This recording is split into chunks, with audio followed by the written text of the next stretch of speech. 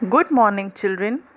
At the time of pandemic, we always want to hear something beautiful, something which soothes us. We will be talking about flowers. Flowers helps in pollination. So, the chapter name Pollination from your science book.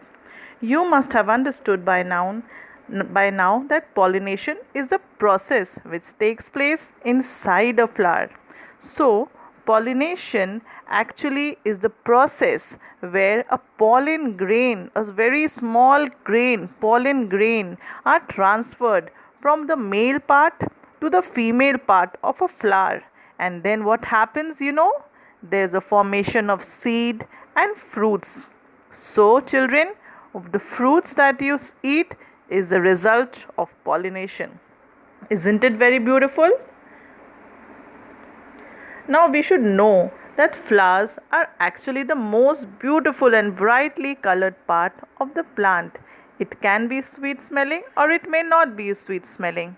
It is the reproductive organ in most of the plants. Reproductive organs means something, the organ which helps in production of another plant.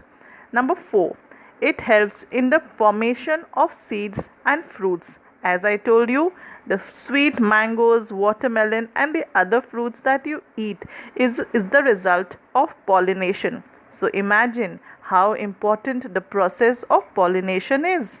The last point, they vary in color, shape, and size. You can see here so many flowers with different colors, shapes, and sizes.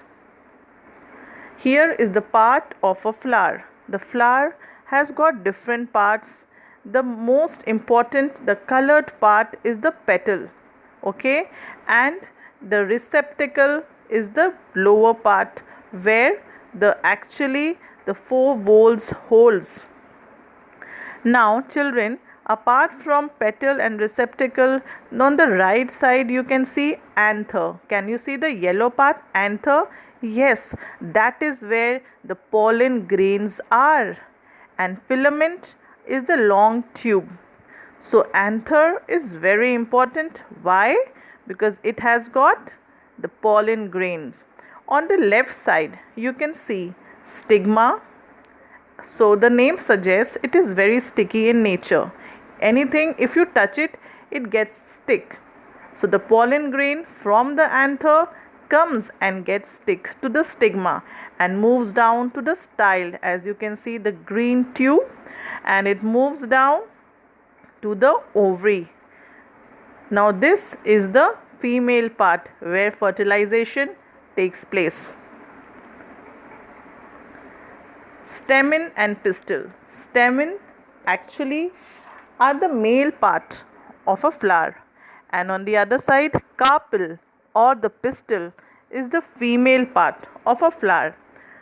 The stamen has anther, as I have shown you in the previous slide.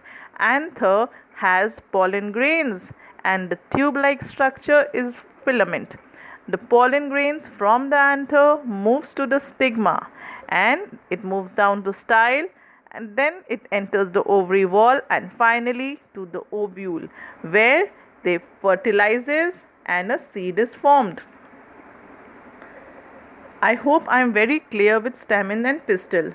The next module we will be learning about bisexual, unisexual flowers and the kind of pollination and why is there the need of pollination.